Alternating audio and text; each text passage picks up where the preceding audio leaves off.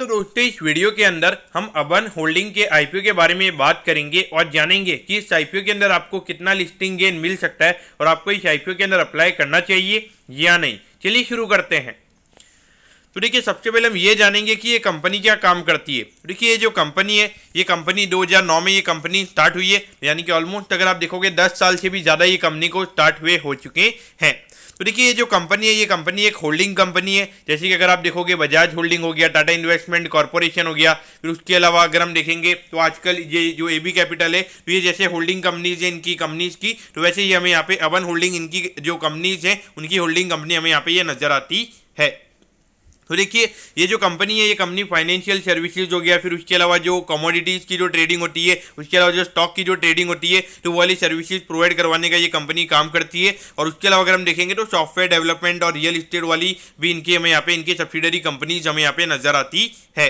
तो अगर हम देखेंगे तो यहाँ पे ये जो कंपनी है ये कंपनी इसका जो फाइनेंशियल सर्विसेज वाला जो आर्म है वो ये कंपनी हमें यहाँ पे रिप्रेजेंट करती हुई नजर आती है। तो देखिए ये जो कंपनी है कंपनी एनबीएफसी सर्विसेज प्रोवाइड करवाने का काम करती है, यानी कि कहीं और से पैसा रेज करके फिर हायर रेट पे लोन प्रोवाइड करवाने का ये कंपनी काम करती है। फिर उसके अलावा जो स्टॉक ब्रोकिंग होती है, फिर कमोडिटीज़ की जो ट्रेडिंग होती है, फॉरेन एक्सचेंज का जो लेना देना होता है, वो सारी चीज़ें हमें यहाँ पे ये कंपनी करती हुई नजर आती है। लेकिन अगर हम कंपनी के फोकस की अगर हम बात करेंगे तो देखिए जो कॉर्पोरेट्स होते हैं, जो इंस्टीट्यूशनल लोग होते हैं और उसके अलावा जो हाई नेटवर्थ जिनको हम एचएनआई भी बोलते हैं, तो वो हमें यहाँ पे मेन कंपनी के कस्टमर्स नजर आते हैं। तो यानी कि मेन अगर हम देखेंगे तो यहाँ पे मेन जो कंपनी का कस्टमर है वो हमें यहाँ पे रिटेल नजर नहीं आता, तो रिटेल ओरिएंटेड फोकस हमें यहाँ पे ये कंपनी का नजर नहीं आता है। तो देखिए कहीं ना कहीं अगर आप देखोगे अगर आप रिटेल कस्टमर को अपने एरिया से अगर हटा देते हो तो वहाँ पे आपके ग्रोथ की अगर हम बात करेंगे तो ज़्यादा ग्रोथ आपको देखने को नहीं मिलेगी, क्योंकि देखिए डेफिनेटली अगर आप देखोगे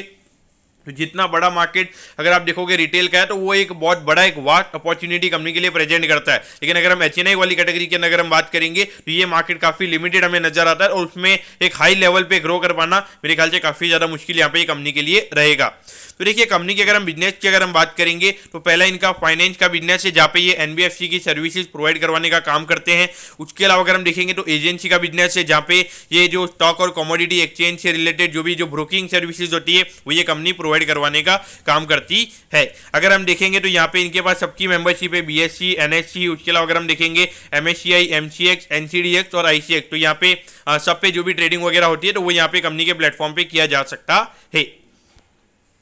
अब अगर हम तीसरे अगर हम बिजनेस की अगर हम बात करेंगे तो देखिए कैपिटल एंड अदर बिजनेस हमें यहाँ पे कंपनी का नजर आता है, तो जिसके अंदर जो भी इंटरनल ऑपरेशंस होते हैं तो जहाँ पे कहीं पे भी एक्सेस कैपिटल फंड की रिक्वायरमेंट होती है तो उसे जिस तरीके से जो मैनेज किया जाता है वो यहाँ पे थर्ड वाले पार्ट में होता है। लेकिन यहाँ पे मेन कंपनी का फोकस हमें नजर नहीं आता है। मेन जो कंपनी का फोकस है वो यहाँ पे फाइनेंस बिजनेस और एजेंसी बिजनेस के अंदर ही हमें यहाँ पे मेन कंपनी का फोकस हमें नजर आता है। तो देखिए करंटली अगर हम देखेंगे तो करंटली कंपनी की 17 सब्सिडरीज हमें यहाँ पे नजर आती है। इसमें से 3 कंपनी की खुद की सब्सिडरीज है और 14 कंपनीज को ये कंपनी ने एक्वायर किया, यानी कि कोई छोटी मोटी सब्सिडरीज होती है तो उन्हें इस कंपनी ने एक्वायर किया हुआ है। लेकिन अगर हम मेन कंपनी के रेवेन्यू कॉन्ट्रीब्यूशन की अगर हम बात करेंगे तो यहाँ पे 3 मेन सब्सिडरीज हमें यहाँ पे कंपनी की नजर आती है। तो देखिए ये कंपनी के अगर हम प्रेजेंस की अगर हम बात करेंगे तो इंडिया के अलावा अगर हम देखेंगे तो 5 और कंट्रीज में हमें ये कंपनी का प्रेजेंस नजर आता है। जैसे अगर आप देखोगे हांगकांग हो गया, यूके, यूएई और चाइना और मॉरिशियस, तो यहाँ पे ये 6 कंट्रीज के अंदर हमें यहाँ पे कंपनी का प्रेजेंस नजर आता है।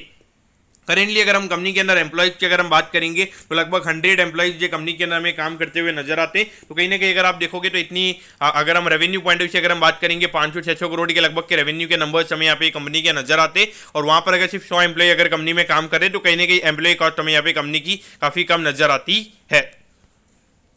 अब अगर हम कम्पिटिटिव स्ट्रेंथ की अगर हम बात करेंगे तो देखिए इनका जो फाइनेंशियल सर्विसेज वाला प्लेटफॉर्म है वो यहाँ पे काफ़ी अच्छा है। और उसके अलावा जो इन्होंने जो वर्कफोर्स रखा हुआ है, यानी कि जो इनका ह्यूमन कैपिटल है, यानी कि जो एम्प्लॉइज जो यहाँ पे काफ़ी अच्छे हैं। और उसके अलावा अगर हम देखेंगे तो इनका ग्लोबल एक्सपोजर भी है और लगातार जो इनोवेटिव प्रोडक्ट्स ये कंपनी लॉन्च करती रहती है तो उससे इनके क्लाइंट्स को काफ़ी ज़्यादा फायदा रहता है। और वो यहाँ पे इनके जो क्लाइंट्स उनके साथ भी इनके जो रिलेशनशिप है वो यहाँ पे काफ़ी अच्छे हैं और लगातार रिपीट बिजनेस उनकी तरफ से इनको आता हुआ नजर आता है। और उसके अलावा अगर हम देखेंगे तो इनके जो ऑपरेटिंग प्रोसीडियर्स हैं और जो टेक्नोलॉजी को यूज करने का जो एफिशिएंट यूज ये करते हैं तो वो सारी चीज़ें हमें यहाँ पे स्टैंडर्डाइज नजर आती है। तो उस पॉइंट ऑफ व्यू से ये हमें यहाँ पे कंपनी की कम्पिटिटिव स्ट्रेंथ नजर आती है।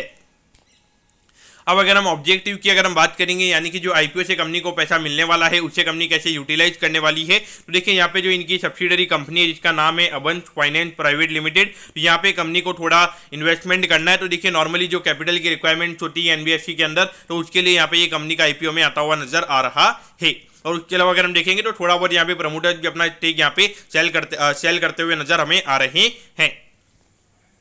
अब अगर हम कंपनी के फाइनेंशियल से पहले अगर हम प्रमोटर्स की अगर हम बात करेंगे, तो देखिए मिस्टर अभिषेक बंसल ये कंपनी के प्रमोटर्स हमें यहाँ पे नजर आते हैं। तो देखिए यहाँ पर अगर हम रेवेन्यू की अगर हम बात करेंगे, तो यहाँ पे कभी आपको रेवेन्यू ज़्यादा नजर आएगा, तो वो थोड़े बहुत जो अकाउंटिंग के मेजर्स है तो उसकी वजह से ये चीज़ें हमें नजर आ रही है। तो हमारा मेन फोकस यहाँ पे प्रॉफिटेबिलिटी के ऊपर रहेगा। अगर हम प्रॉफिटेबिलिटी की अगर हम बात करेंगे, तो यहाँ पे 39 करोड़ पे ये नंबर था, फिर 45 करोड़ पे ये नंबर आया है, और उसके बाद अगर हम देखेंगे तो पिछले साल कंपनी ने 61 करोड़ का नेट प्रॉफिट किया है। तो अगर हम देखेंगे तो ये 3 साल लगातार ग्रोथ के नंबर्स हमें देखने को मिले हैं। और यहाँ पर अगर हम देखेंगे तो 5 महीने में कंपनी ने लगभग 30 करोड़ के लगभग का नेट प्रॉफिट यहाँ पे कंपनी ने कमा लिया है, यानी कि पर मंथ की अगर हम बात करेंगे तो लगभग 6 करोड़ का नेट प्रॉफिट यहाँ पे पर मंथ का ये कंपनी हमें कमाती हुई नजर आ रही है, जो कि इंडिकेशन दे रहा है कि लगभग 75 करोड़ के लगभग के नेट प्रॉफिट के नंबर यहाँ पे कंपनी के पूरे फाइनेंशियल ईयर में हो सकते हैं। लेकिन यहाँ पे एक चीज जो मुझे नेगेटिव ये लगी है वो यहाँ पे अगर हम कंपनी के एसेट्स की अगर हम बात करेंगे, जो 2020 में कंपनी के एसेट्स का नंबर था वही एसेट्स का नंबर हमें अभी भी नजर आ रहा है। तो कोई ज्यादा ग्रोथ के नंबर्स हमें यहाँ पे कंपनी के एसेट्स में देखने को नहीं मिला है, तो कहीं ना कहीं ये हमें यहाँ पे नेगेटिव नजर आता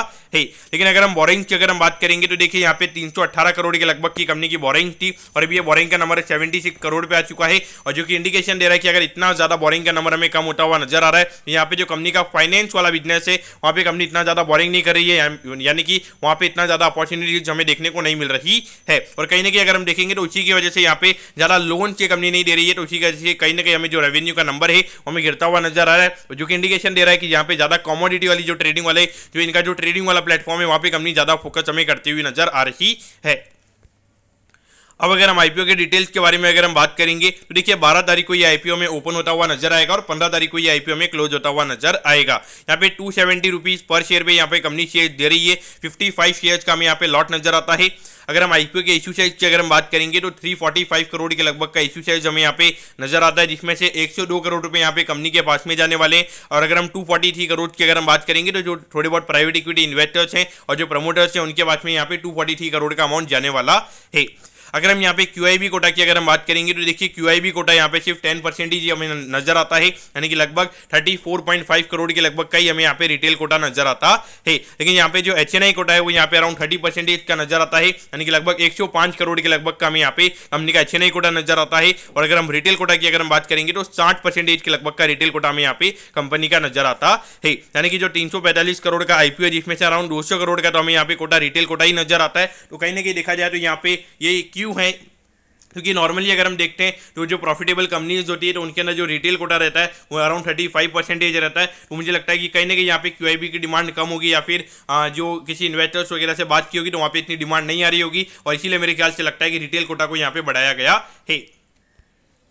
अब अगर हम यहाँ पे वैल्यूएशन की अगर हम बात करेंगे, तो देखिए यहाँ पर अगर हम पिछले साल की अगर हम ईपीएस की अगर हम बात करते हैं तो लगभग 13 रुपए के लगभग का हमें ईपीएस नजर आता है। और अगर हम इस साल की अगर हम ईपीएस की अगर हम बात करेंगे तो लगभग 15 रुपए के लगभग का ईपीएस ये कंपनी का हो सकता है। तो उस पॉइंट ऑफ व्यू से अगर हम देखेंगे तो वैल्यूएशन पॉइंट ऑफ व्यू से लगभग 19-20 के पी रेशियो पे कंपनी का आईपीओ आ रहा है। तो वैल्यूएशन पॉइंट ऑफ व्यू से यहाँ पे कोई ज्यादा कॉस्टली वैल्यूएशन हमें नजर नहीं आता है। लेकिन देखिए रिटर्न ऑन नेटवर्थ का जो नंबर है हमें यहाँ पे काफी कंपनी का कम नजर आता है। लेकिन देखिए यहाँ पे इसका जो मेन रीजन है, क्योंकि ये कंपनी हमें फाइनेंस में डील करती हुई नजर आती है, और नॉर्मली जो एनबीएफसी कंपनीज होती है उनका रिटर्न ऑन नेटवर्थ नॉर्मली कम होता है, और ये होल्डिंग कंपनीज को हम रिटर्न ऑन नेटवर्थ से भी कंप्लाई भी नहीं कर सकते हैं। अगर हम नेट एसेट वैल्यू की अगर हम बात करेंगे तो 136 का हमें यहाँ पे नेट एसेट वैल्यू नजर आता है। तो इसके ऊपर अगर हम देखेंगे तो हार्डली 2 टाइम्स के लगभग हमें यहाँ पे आईपीओ आता हुआ नजर आ रहा है। लेकिन अगर हम नॉर्मली अगर हम होल्डिंग कंपनीज की अगर हम बात करेंगे तो वो नॉर्मली जितना उनका बुक वैल्यू होता है उसी के लगभग हमें ट्रेड होती हुई नजर आ रही है। यहाँ पे अगर 2 टाइम्स के लगभग अगर ये आईपीओ में आता हुआ नजर आ रहा है, तो कहीं ना कहीं वैल्यूएशन पॉइंट ऑफ व्यू से यहाँ पे थोड़ा कॉस्टली हमें प्राइस टू बुक वैल्यू के कंपेरिजन में ये नजर आ रहा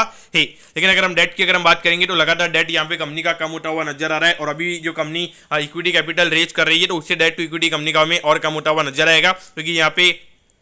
जो कंपनी की इक्विटी होगी वो हमें बढ़ती हुई नजर आएगी, और अगर इक्विटी कंपनी की बढ़ेगी तो वहाँ पे जो डेट का प्रोपोर्शन होगा वो हमें कम होता हुआ नजर आएगा। तो उस पॉइंट ऑफ व्यू से देखा जाए तो यहाँ पे फाइनेंशियल कंपनी के अच्छे नजर आते हैं, और एक छोटा आईपीओ भी हमें यहाँ पे नजर आता है। तो कहीं ना कहीं यहाँ पे मार्केट का इंटरेस्ट हमें यहाँ पे बनता हुआ नजर आ सकता है।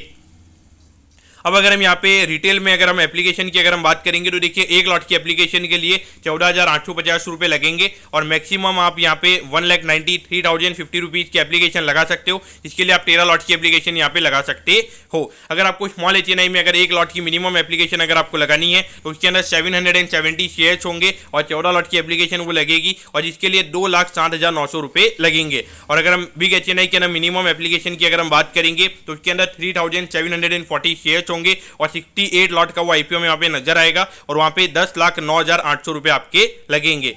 तो यहाँ पर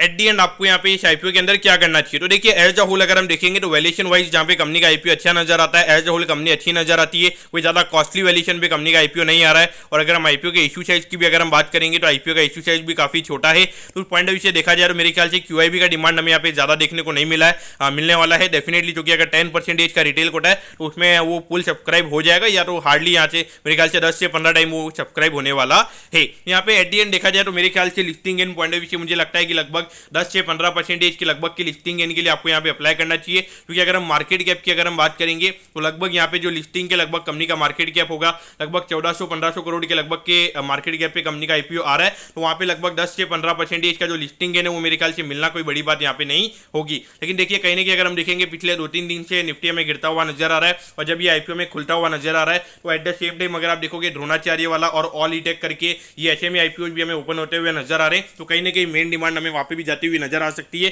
तो उस पॉइंट से देखा जाए तो जिन लोगों का रिस्क एपेटाइट काफी कम है तो उन्हें अवॉइड करना चाहिए। जिन लोगों का रिस्क एपेटाइट काफी ज्यादा है यानी कि अगर सपोज 4-5% अगर ये लिस्टिंग नीचे भी हो जाती है तो भी आप उसको होल्ड करने की कैपेसिटी अगर आप रखते हैं तो ये अपने यहाँ पे अप्लाई करना चाहिए। तो दोस्तों मैं होप कर रहा हूँ कि अबन होल्डिंग के IPO के डिटेल्ड एनालिसिस के बारे में आपको सब कुछ समझ में आ गया होगा। अगर आपकी कोई भी क्वेरीज है आप कमेंट कीजिए, मैं जरूर आपके कमेंट पर रिप्लाई करूंगा। ओके दोस्तों, thank you, have a nice day.